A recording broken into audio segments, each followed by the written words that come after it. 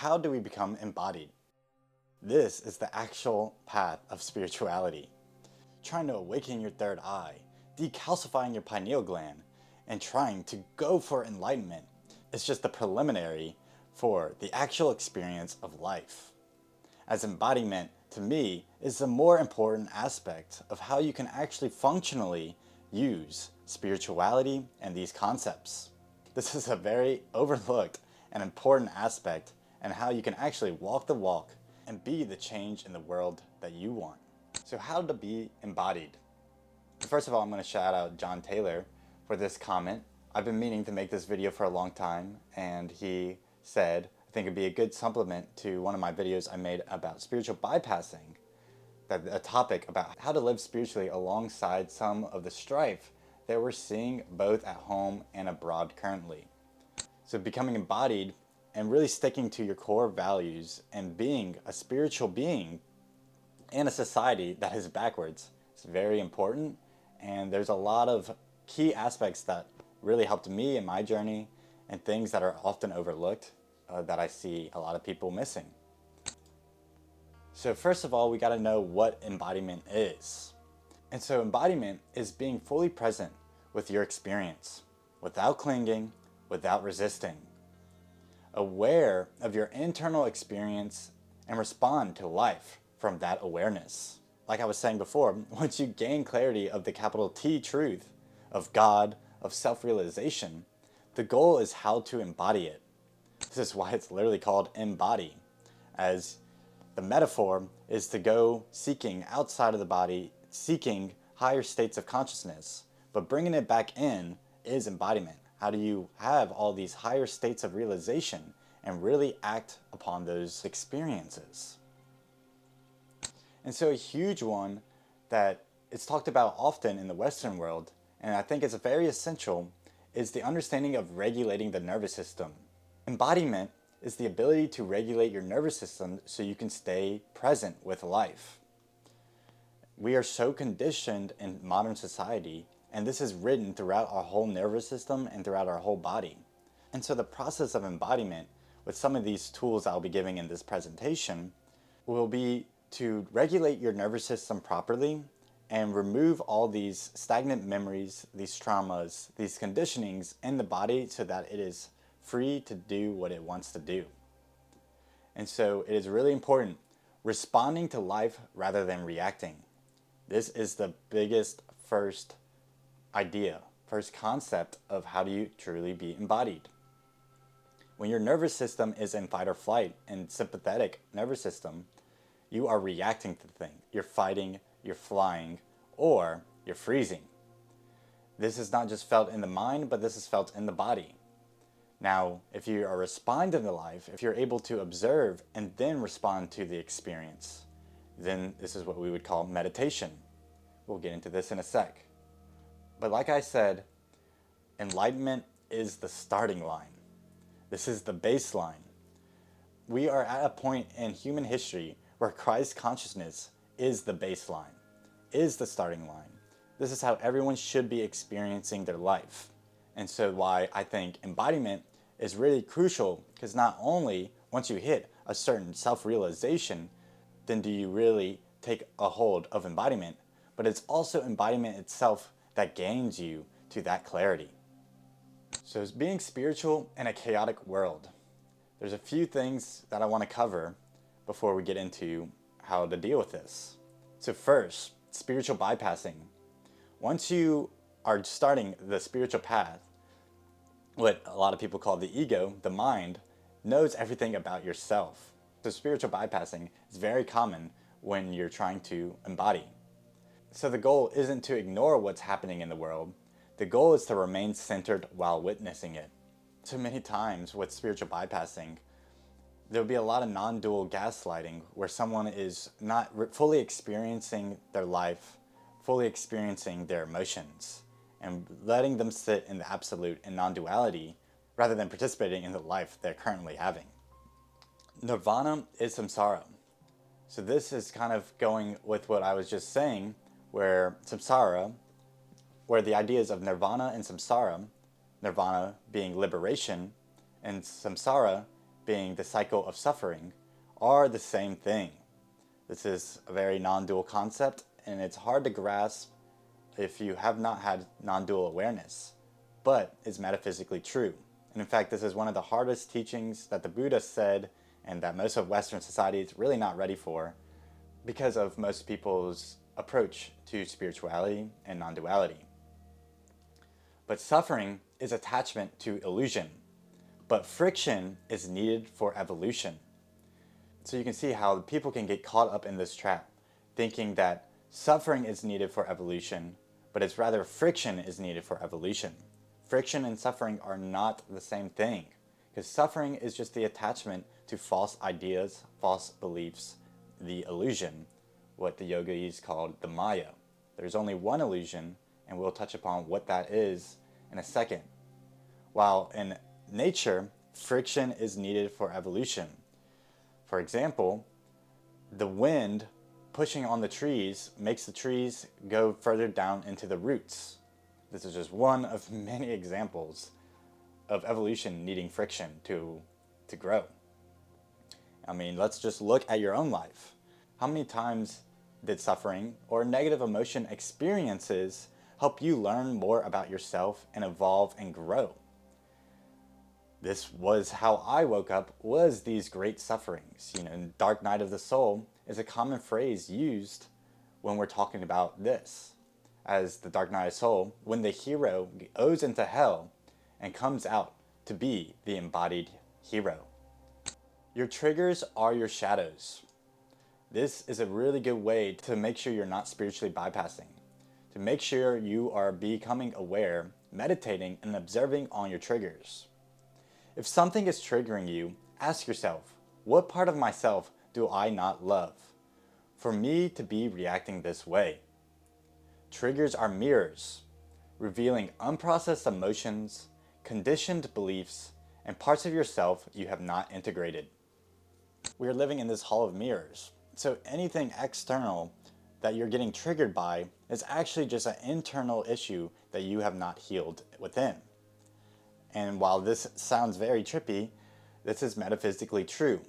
While you do need to use discernment to know it's not always your projection, and sometimes you're just the harsh mirror, it is really important to make sure you're always observing your triggers, your shadows, and that is showing you the gateway into how to heal yourself more, how to get into loving relationship with something that is unhealed. Dhyana, the meditative state. So this is the first practical tool. I think this is the baseline for everyone to really understand and become embodied. So this is the meditative state. This is what meditation is training for. When you're doing a mindfulness meditation, for example, you're trying to drop into the meditative state. Wu Wei, effortless action, is another way of describing dhyana. And dhyana is the seventh limb of yoga.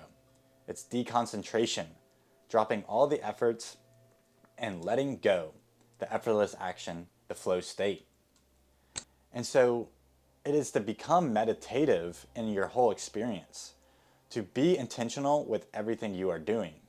This is where you can constantly be observing your interactions so that you're not reacting to life and responding. This is meditation. So learning to constantly be in meditation, observing, responding to your experience. The highest form of intelligence is the ability to observe without evaluating. Thank you to Judy Krishna Maruti for simply saying how it is. And so learning to meditate, whether it be through meditative practice, so that you can constantly meditate throughout your whole life experience, is key. I mean, if you can't take 10 minutes a day to meditate and drop yourself into the meditative state, then how do you think you're actually perceiving your value of your life? 10 minutes for a constant meditation in your reality, just 10 minutes a day, bare minimum. And so while that's going to be harsh for some people, especially in today's world where we're constantly in a rush, those 10 minutes over time, maybe it won't be the first day, the first week, first month, but you'll start to find yourself slowly dropping into the meditative state in your everyday experience. And so what is it like to be in the meditative state, to be in Wu Wei? Is everything is done with intention, integrity, and love. Everything is precise and sacred. Every moment is a ceremony. Look, this is the 7th limb of yoga. There are 6 other limbs before this one, so sometimes it does take a while, but this concept is true, and sometimes you'll hit into the meditative state, you'll hit into flow state every once in a while. And so I really want to emphasize this before we jump into all the other aspects of how to be embodied, because to me, this is the base, all the tools that we will be learning off of. And so once you're really in the meditative state, you'll begin to realize that life is the sadhana. So let's get into the next big topic when it comes to embodiment. This one to me is huge. This is one of the best tools that I've learned and that I constantly am using, because this is just foundational to a human experience. And this is the emotional guidance system. Emotions do not lie. We are taught to believe this in modern society, to not trust in our own emotions. They are not random. They reveal alignment or misalignment. The emotion is real, but the story attached to it may not be. I want to reiterate, emotions are real, but the story you are writing may not be. So what do I mean by it's revealing your alignment or misalignment? I'm talking about positive and negative emotions. When you are perceiving a positive emotion, you can think of it as this is what God is perceiving you like. If you're perceiving yourself like divinity, you will have these positive emotions, reaffirming that you are seeing yourself in the loving light like the Creator loves you. While if you're in those negative emotions, it is the grace of the Creator showing you where you are not seeing yourself in its own divinity. Most people try to suppress emotions, but embodiment means listening to them. This one is huge. People are suppressing their emotions. I mean, let's just look at the laundry list of things people are just consuming on the daily basis, so they are not listening to their body. They're getting distracted. Whether it be all these chemical soups of foods that they're eating, these pharmaceuticals, these drugs, or all these dopaminergic activities like scrolling on the phone. We have a endless amount of laundry list of things that people are suppressing their emotions and distracting themselves so they do not listen to their body. This is why meditation is huge, because it allows you the time and space to sometimes relearn how to listen to the body. Emotions are not speaking to our circumstances. They are not telling us to do anything. Only speaking to us to show if our perspective is in alignment with the source. And lastly, bliss is any emotion fully felt. Sadly, I don't think most people have felt bliss, at least since they were a kid. Bliss is any emotion fully felt. This includes negative emotions. When you fully feel a negative emotion, or you fully feel a positive emotion, you reach the point of the paradox, the point of the truth, the point of bliss. Because as a human, you came to feel all the emotional spectrums. You are the rainbow bridge. And so, if you're not fully feeling the negative emotions or not fully feeling the positive emotions, which most people in modern society are not feeling both, they're not feeling bliss. While it's hard to say if someone is feeling bliss, obviously, I think my greatest example of the first inclinations that you're really starting to fully feel your emotions is examples like when you're deep in nature, or you're watching a sunset, not distracted by the phone, but fully in the present moment, watching the sunset, seeing all the colors, feeling the wind, the smells, or being on top of a mountain and seeing the landscape. Is a great way of starting to understand what bliss fully feels like. And so let's look at this diagram of the emotional guidance scale. As you can see, there are vortexes spiraling either upward or downward. And so with positive emotions, which are just upward spiraling energy, we can see how there are levels to the emotional spectrum of the positive and negative emotions. So starting at the middle, it would be on the positive side, contentment, and then on the downward side, boredom. You can see how these two are very closely related. As we travel upwards on the spiral, we can see hopefulness, optimism, positive expectation beliefs, enthusiasm, to passion, until we get to joy, knowledge, empowerment, freedom, love, and appreciation. These are really high emotional energies in our body. Now let's look at the downward spiral. So from boredom, we go downwards to pessimism, frustration, irritation, impatience, overwhelmness, disappointment, doubt, worry, blame, discouragement, anger, revenge, hatred, rage, jealousy, insecurity, guilt, and unworthiness, and then fear, grief, depression, powerlessness, victim. And so actually most people in modern society sadly are stuck in this fear and victim state. And it's only once they start to feel these emotions fully and start to feel these upward spiral emotions do they pull themselves out of this downward spiral. So really, this is the freedom that God has given us, this ability to transmute emotions and to have this free will of how do we experience our reality through these emotions. So emotion is just energy and motion, emotion. So let us look at the Hermetic principles to help understand this emotional guidance system.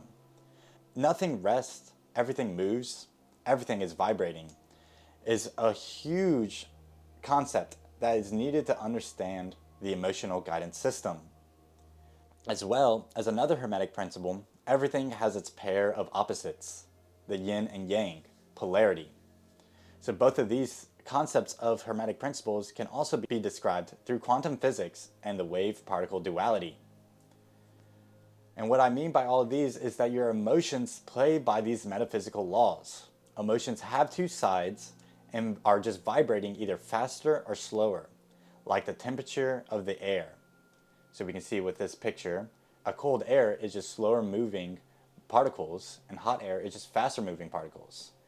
This is the same with your emotions, which we'll get to seeing direct experience of what this means. But before that, I want to really emphasize that energy is stored in the body. Emotions, memories, energy are held within the body. What is not felt and expressed is getting stored. We'll get into this later in the presentation, but this is where we get tightness, where we get inflammation, and where we have dis-ease. And so learning to listen to the body, to your emotions, this beautiful guidance system gifted in the avatar that God has given us. And so now let's get into it. Emotions, duality, and chakras. And so with this chakra system, we can see what emotions are associated with what aspects of these energy centers, and from there we can also see its correlations to the physical body, the mental body, and so much more. But we can see from this diagram that I'm showing that there's the negative side and the positive side to the emotions. I want to really reiterate that there's nothing wrong with the negative emotions, but it's just the quality of the emotion. It says per se, like the cold air, energy that is not as movement, is pretty stagnant, with positive energy being alive, very high in vibration. So let's start from the bottom at the root chakra, the emotions in red. So the negative are the fear and lack. So when you have an unbalanced in the root chakra, you have a lot of fear and a lot of lack. While when balanced, you have a lot of safety and groundedness. It is also associated with the earth element, as you can clearly see through the positive safety and groundedness. Moving up to the sacral chakra, we have guilt and sadness being the negative emotions, with the positive being pleasure, and I would also add creativity. Negative emotions for the solar plexus would be shame and anger, with the positive being confidence. Then we have negative emotions for the heart chakra, grief and heartbreak. And the positive being compassion, and I would also add joy. The negative emotion for the throat chakra is suppression, with the positive being authentic expression. So suppression of your authentic expression versus authentically expressing. For the third eye, it would be confusion, with the positive being clarity. And then the top at the crown would be disconnect versus unity. While there's many more emotions that can be umbrellaed to all these emotions, I think these give us a good concept of how everything is just polarity and vibration. There's the negative, the yin aspect, and the yang aspect. The cold aspect, the positive aspect.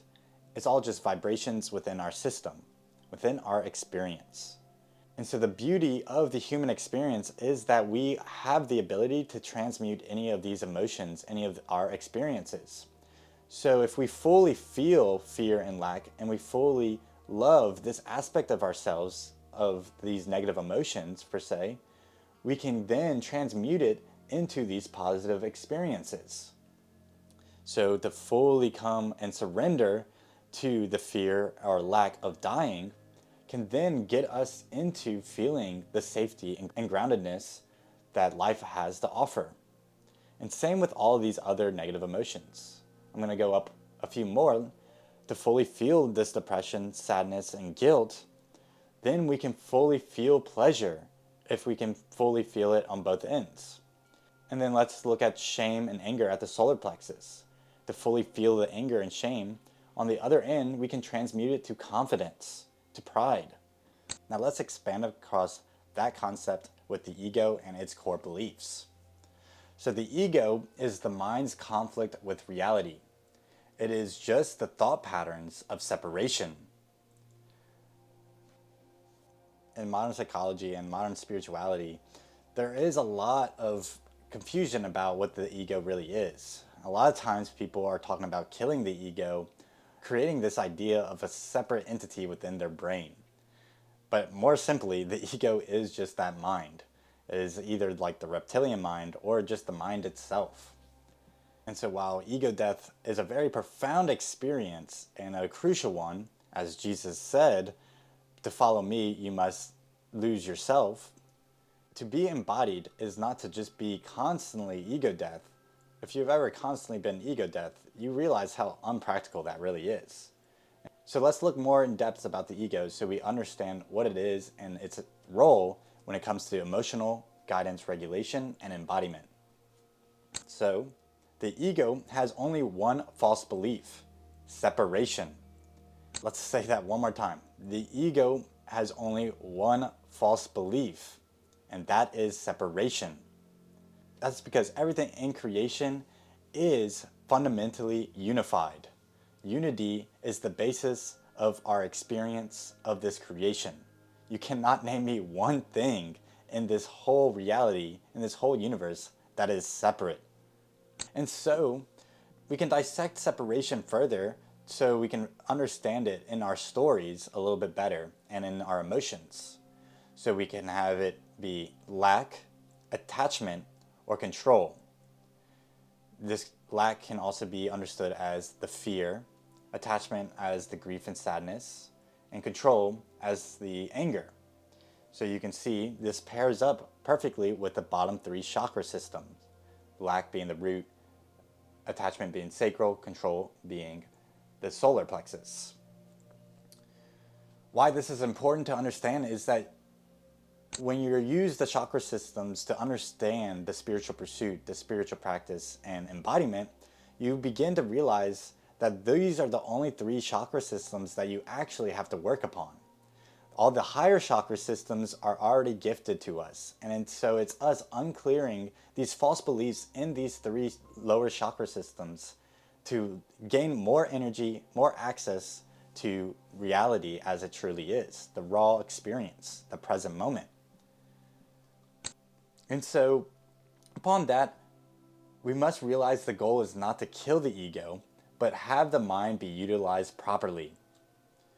The New Age community, so many spiritual pursuits love to talk about killing the ego. And while I don't have inherently any issue with that concept, I think that leads people astray at a certain point of the journey. That is because the ego is you, it is your mind. And so if you're not truly loving the ego, then you are still stuck in the illusion of separation. The ego got you stuck in a spiritual bypassing aspect. This is why some people call it the spiritual ego, as once you become spiritual, once you've gained some spiritual understanding and experiences, the ego, your mind, knows as much as you know of yourself, and so then starts to utilize those spiritual concepts to bypass and create more separation.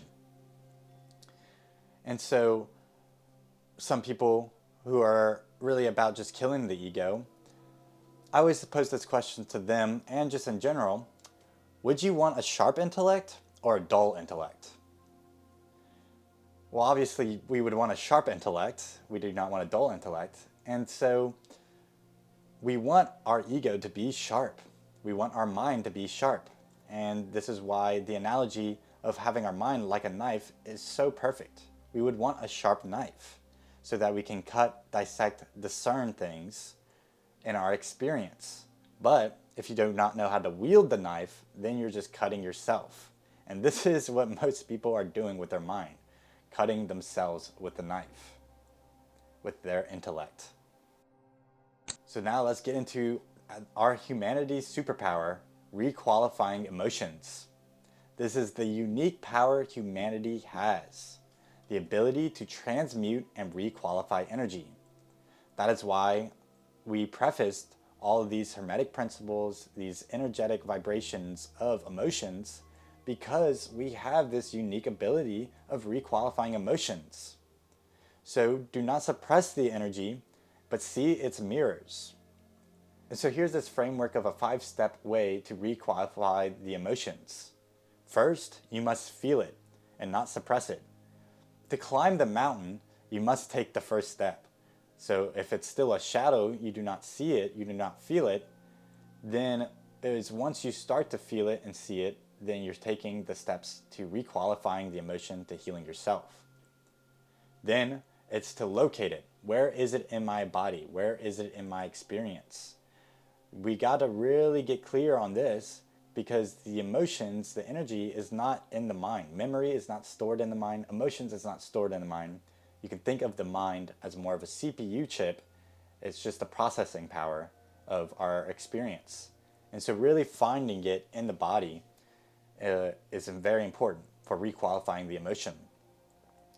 Then it is to understand it. What is it showing you? What is this emotion showing you? Where are you either in alignment or out of alignment? Then we move to allowing it to move. This can be through the breath.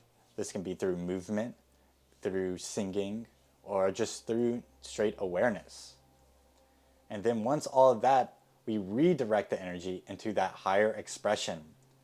So once we fully feel this fear, this lower negative energy, once we are fully capable of feeling it, locating it, understanding it, and allowing it to move, we can then redirect the energy into now being able to hold more of this higher expression of energy. So once you are able to fully requalify fear, you're able to feel way more safe and grounded. Now let's look at one of the best frameworks that spirituality has and works super well with everything that we have just been talking about, and that is, of course, David Hawkins' scale of consciousness.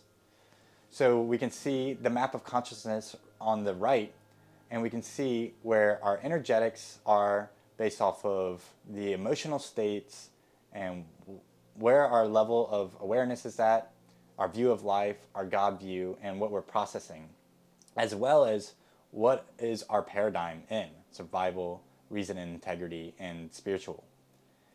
And we can use the picture on the left to see the associations clearly with the chakra system. So what I want to make super clear is that it's not like you are going to have everything in your experience go from shame to enlightenment. In fact, you'll be processing different aspects of your reality bringing it from shame, for example, all the way into enlightenment, or like fear into enlightenment. And so maybe one week you are dealing with a certain fear that you have and you finally get over it and bring it into enlightenment. But then the next week you're processing some other anger and then you have to bring that into enlightenment. Which brings us to the next slide, which is a very important aspect, is the spiral nature of the path. So we can see on the right, this is another way of explaining the scale of consciousness by David Hawkins. And I think this one does a really good job because it shows the contracted states of the lower negative energies and emotions, and then the higher expansive states of the higher vibrations like joy, love, peace, and enlightenment, the ultimate consciousness. But along that, let's look at these other two images of the spiral, giving a bird's eye view and then like a side view of this is actually how the spiritual path acts. It's not linear at all. And so sometimes you'll feel really down in the contracted state to then switch over to the expanded state. And you'll slowly, the expanded state and the contracted state will get longer, more time under each of them. But if we look at this side view, we can also see there is also a point where you're stuck in the contracted states and then eventually you're more in the expanded states. Even though you still have contractions, you're now framed and are embodying more of this expanded state. This is a beautiful thing about the Creator and our experience. So grateful that He created this matrix to be that once you get to about 51% of embodying the positive expanded experience, that you will fully start to feel enlightenment, Christ consciousness, or whatever you want to call it. And while you will still be having to go through stuff, because enlightenment, Christ consciousness is really the starting line, you get to start to fully feel ecstasy, bliss, and these really high states once you cross the threshold of 51%. Isn't that beautiful? You know, you can get a failing grade on a test and you're still passing. All right, let's get into some more practical tools for embodiment. Because what we talked about was a lot of the emotional and mental side of it, which I think is very essential. But let's also talk about the physical side of it and the scientific sides of how we can practically become embodied. So I think one of the easiest ways of explaining it is through regulating the nervous system. The nervous system is a great way of understanding how everything is energy in our body and how we're perceiving everything. And so through the lens of the sympathetic and parasympathetic nervous system, we get this obvious yin and yang nature, this fight or flight or freeze response versus a parasympathetic nervous system, which is way more responsive, restful, and meditative. And so really key aspects to embody is through meditation, through yoga, qigong, breathwork, and movement. Maybe you're not into yoga, qigong, meditation, breathwork, but any physical movement, this is why people feel so much better when they start exercising or playing sports, because this helps regulate your nervous system greatly. Now, I think the more intentional you are with your movement and practices like yoga, qigong, meditation, breathwork gets you deeper into self-awareness and self-realization so that you can fully feel these emotions to understand your body and your energy better. Anything towards the path of healing yourself is obviously great. And now I have to add this because this is easily one of the most healing things, is spending time in nature. We're so disconnected from nature physically that we're so disconnected from our own inner nature. So really getting sunlight, grounding, forest bathing, getting clean air and structured water is super important for embodiment. Let's just take a break and talk about like all the mystics in the world. They were always in nature and talking about nature. I mean, this is from the yogis of India to the mystics like Jesus and the Essene group he's from, to every mystical tradition. Nature is primary because we are nature. And then another thing for regulating the nervous system, and actually it's foundational to all these things, is finding stillness. If you cannot find stillness in your experience, then you're still stuck in sympathetic nervous system. You're still stuck with a lot of negative emotions, and you're still getting distracted from the present moment. Another quick way of understanding all of this is through the brainwaves. I won't go super deep into detail about this.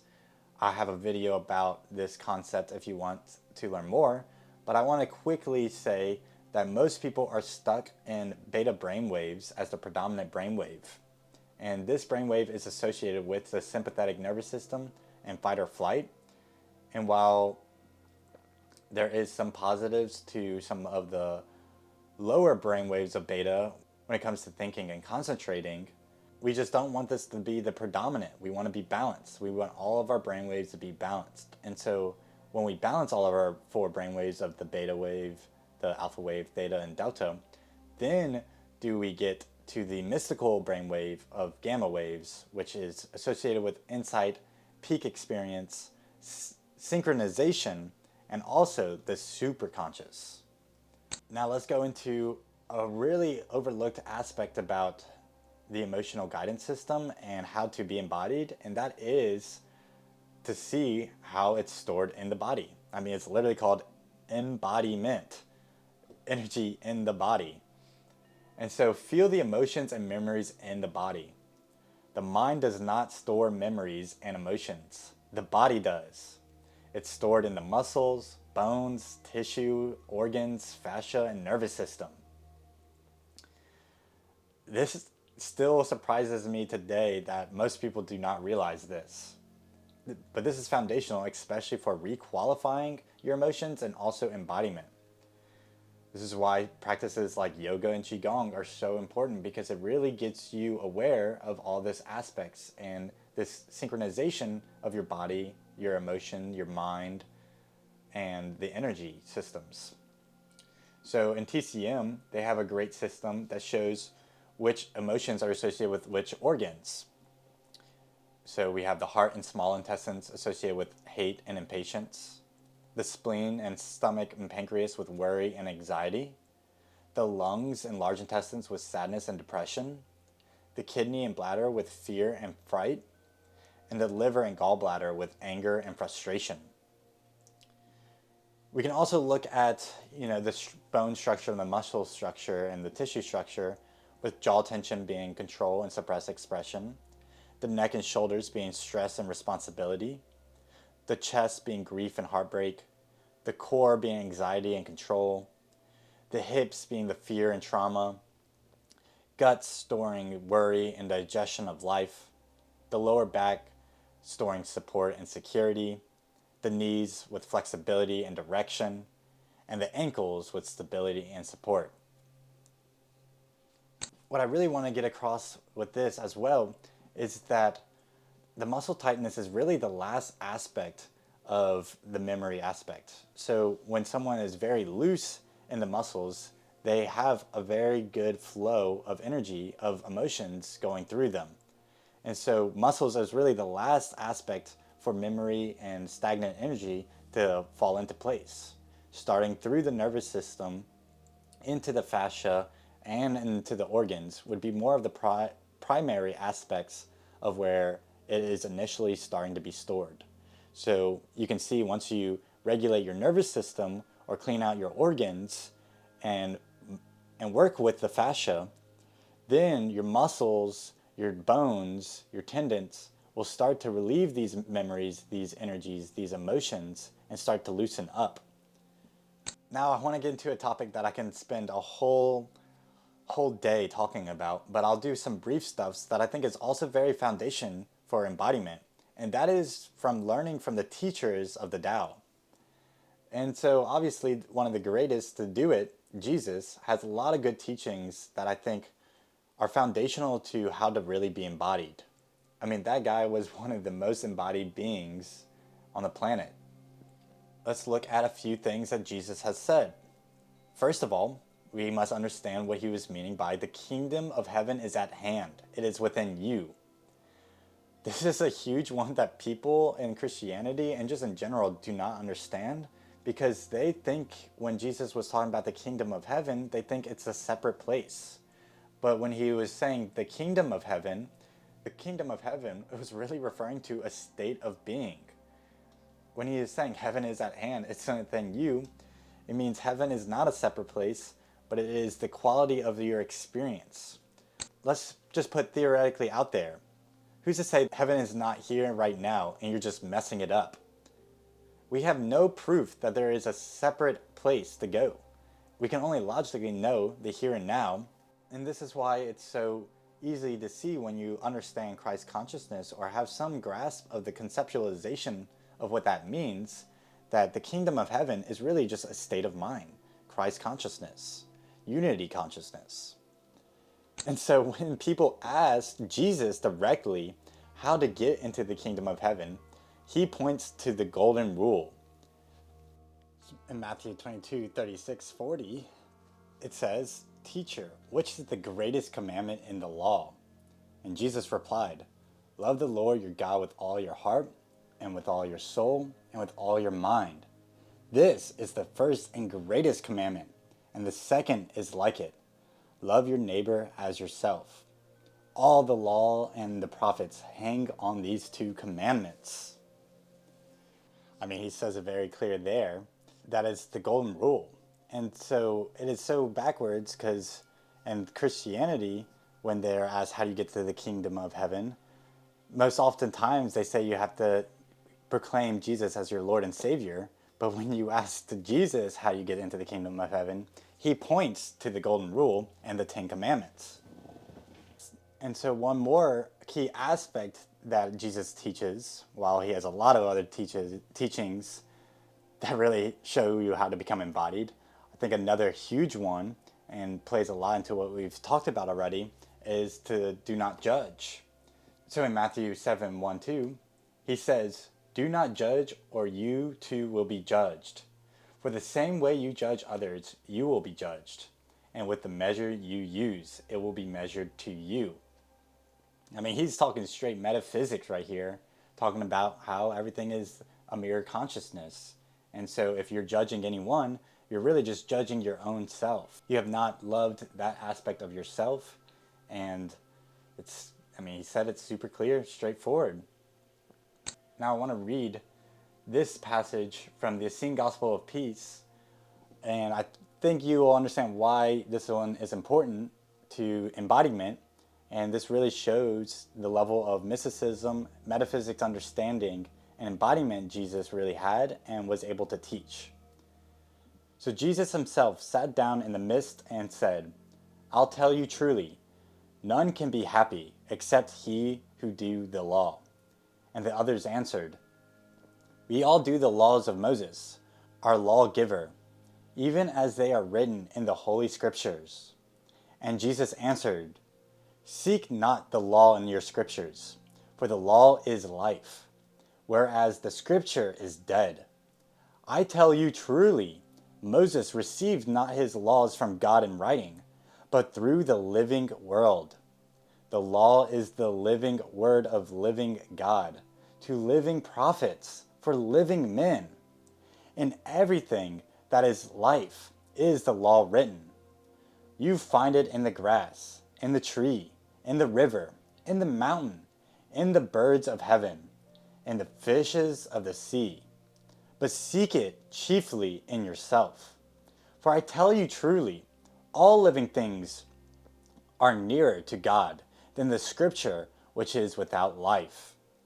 God so made life and all living things that they might be the everlasting word, teach the laws of the true God to man. God wrote not the laws in the pages of books, but in your heart and in your spirit. They are in your breath, your blood, your bone, in your flesh, your bowels, your eyes, your ears, and in every little part of your body. They are present in the air, in the water, in the earth, in the plants, in the sunbeams, in the depths, and in the heights. They all speak to you that you may understand the tongue and the will of the living God. But You shut your eyes that you may not see, and you shut your ears that you may not hear. I tell you truly that the scripture is the work of man, but life and all its hosts are the work of our God. Wherefore do you listen to the words of God, which are written in his works? And wherefore do you study the dead scriptures, which are the work of the hand of men? He said it clearly. It's in here. The kingdom of heaven's here. Life is in here. How to be embodied, how to live in unity consciousness. It's in your direct experience. No scripture will get you there. Now let's move on to some other great teachers like Buddha, Krishna, Lao Tzu, and Rumi. Buddha teaches the middle way, non-attachment, end of suffering. I think these are really good ideas based off of what we've been talking about, whereas we can see trying to find the middle way in things is the path that we're going for. This is holding the paradox of reality, seeing everything as polarity, as a masculine or feminine, as yin and yang, as just two different charges. And then non-attachment. This is a huge one. I want people to really understand this because a lot of times when people start to use the concept of non-attachment, they either start detaching, which is not non-attachment, or they use non-attachment and detachment as a spiritual bypassing so that they're not actually experiencing their life to the fullest and just non-dual gaslighting themselves. And so non-attachment is presence without clinging. Another one of the Buddha's direct message is the ending of suffering. Remember, suffering is just the attachment to illusion. So the ending of suffering is when you are no longer stuck in the illusion and seeing reality how it truly is in the here and now. This is what most people consider enlightenment or Christ consciousness. When they start to see reality how it is and there is no more suffering. This does not mean there's no more negative emotions. You are just not attached to the illusionary nature of the mind. Now let's look at Krishna. Krishna talks about detach from outcome. This is a huge one that every spiritual teacher talks about. And then act with devotion. Those two right there, detach from outcome and act with devotion, sounds straight up like Jesus. And then dharma, the right action. This is a very important one when it comes to embodiment. Following your highest passion is one of the greatest steps to actually be embodied. Really truly knowing what direction to take, what is your highest passion, and to really know thyself really shows you that you know yourself and that you are on the path. So let's go into a little bit about detach from outcomes. This is the being unattached from the fruits of your labor. You want to not create more attachment, more karma, you must be detached from the fruits of your labor. This means when you are helping someone, you're doing it purely out of the helping and not trying to receive something from them, but doing it purely out of the love, out of devotion for unity, for life. Now let's talk about Lao Tzu's Wu Wei, effortless action. We talked about this a little bit when it comes to meditation and the flow state, and being in this constantly is very beneficial for embodiment. And so the goal is, how do I surf the wave of my life and stay on board? This is my favorite way of describing Wu Wei. And so flowing with the Tao is another huge way, realizing the Tao, the universe, the flow of things. And he also, Lao Tzu, really talks about simplicity. It's super easy in this modern society to overcomplicate everything. This is why there's so much suffering still on this earth, even though we have all the technology, all the advancements, all this understanding. This overcomplication for things are causing so much suffering. We have overthinking causing so much mental illness. Overconsumption, creating so much brainwashing, and then the amount of useless work we have because we're not being simple. Now let's look at a few Rumi ideas. And he says, love as the path.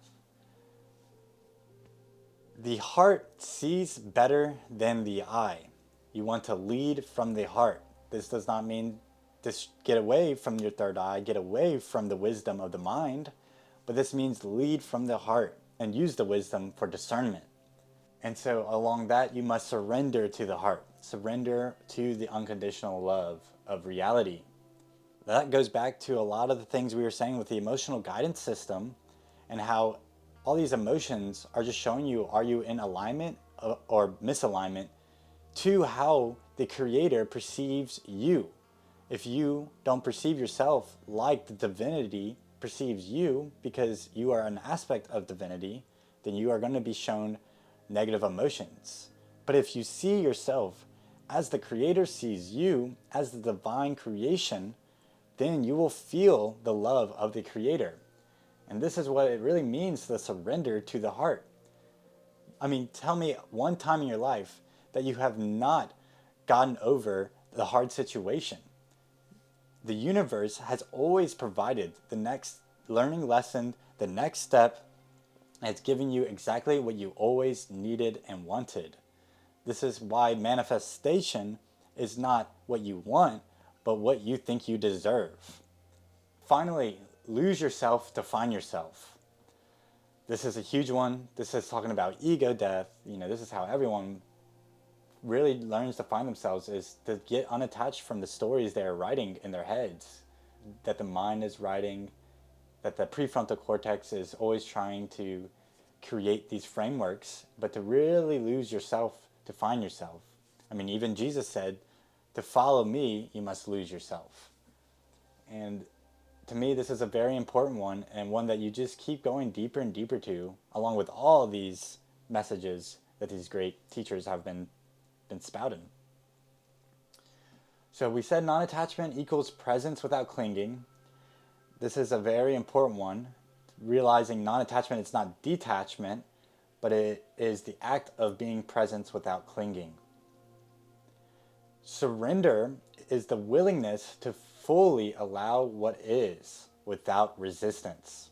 It's very similar, but the willingness to fully allow what is. If you can fully surrender to the here and now, you will be in the flow state, in meditation, in Wu Wei, in Samadhi. And lastly, cultivate the soil. Be unattached to the fruits of your labor.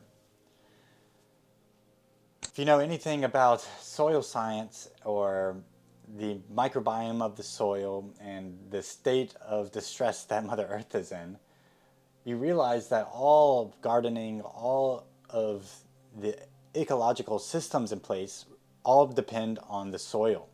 And so this is how you must be when you're dealing with your own body. You must cultivate this soil, cultivate your energy, and let life happen through you. If we cultivate the soil and then plant the seed will just bloom with life. Without the cultivation, there will probably not be this blooming of life. And so we must do the same. And to not be attached to the fruits of the labor. Even though you might be cultivating the soil, if you are still attached that you're doing this for an outcome so that you make more money, have certain dreams become true, these ideas are not as good as what life, what the Creator, what the universe has for you. I mean, if you had total control of your life, how boring it would be. Because think about all the times the universe provided you with an experience that was so mind-blowingly out of your perspectives, out of your ideas. All right, and lastly, balancing and integration. Not attaching, not avoiding, but feeling and understanding and allowing. This is key. So what is integration? This is the process of embodying what you understand, so it becomes how you live, not just what you know. I hear oftentimes people expressing these universal truths saying they had these profound insights, but then aren't truly embodied. While they might have a non-dual perception and might have their third eye open, if they're not truly embodying it and experiencing it fully, then to me, they actually don't fully know it because you don't know anything without direct experience. And so maybe you can conceptually understand it and understand it from a non-dual lens, but if you can embody it, then you truly know it and you're truly at service to life itself. And then balance is not perfection. It is awareness in motion. I mean, let's just think about a balancing beam. How when you're walking on a balancing beam, you're going to slightly go side to side. You're never going to be perfect. And in fact, the helping of the motion of side to side helps you balance. And so this is why we see stuff like the spiral nature of the path. Seeing us go into these fluctuations, into these wave-like patterns, is part of the balance. Like I've expressed before, let's look at nature and its balance and harmony. I mean, we see a lot of times in nature for friction for evolution, or just things going against the grain, against the mainstream of the physics around it, so that it can be in harmony. Let's just look at like a salmon has to go against the stream for spawning, or the bison walks through the thunderclouds so they don't have to go through the storm longer, or a forest is rebirthed after a forest fire. We can see that balance is not perfection in the sense that the mind thinks of perfection, but it is perfect in the way that nature sees reality, how nature is reality. So to truly experience reality, one must be in the present moment. So the further and further you go down the path, the further and further you start to realize the present moment. In the present moment, there is no identity of the I. It is just raw experience. It is just the raw paradox, the raw truth. And so the capital T truth of reality is a paradox, is this non-dual reality. And so while there is a lot to this embodiment aspect, having your North Star, your direction on non-duality, on the truth, on the paradox is very important. Seeing the unconditional love within everything while learning to embody it is very important. I said this a little earlier, but you do not truly know unless it is embodied. I want to repeat this time and time again. You do not truly know unless you are embodied. You cannot know anything, even if you think you know from a conceptual level. You only truly know something through direct experience. I do not know what it's like to be a mother, as I am a dude in his 20s. And lastly, I must repeat this. I've probably said this 20 times in this video, but enlightenment is the starting line. While this might seem backwards to a lot of the teachings and the understandings that a lot of people have, enlightenment really is just your life. It's just the flow in which you live. And so the best way to really see if someone is enlightened is the fruits of their labor. You can tell what a tree is by its fruits, and same with the people and their embodiment. And so why I always say enlightenment, Christ consciousness, fourth density ray, or this heart-mind coherence is the starting line, because this is the baseline that humanity should be at now. We have been seeing this giant evolution of spirituality, of energetics happening on this earth. And with all this beautiful new information, this beautiful new unity, we're also seeing this crazy amount of separation through this growing pain that humanity is going through. But this is what most people would consider the second coming of Christ, as Christ consciousness, as everyone should be accessing this baseline of reality, which is what Christ was explaining. The kingdom of heaven in the here and now. That's it for today's video. Like, subscribe, leave any comments, questions, or topics that you have. I love doing these type of videos, and I love doing it based off of what y'all suggest. So if y'all have any more suggestions, comment, let me know, and I'll get to it. Thanks for watching. Peace.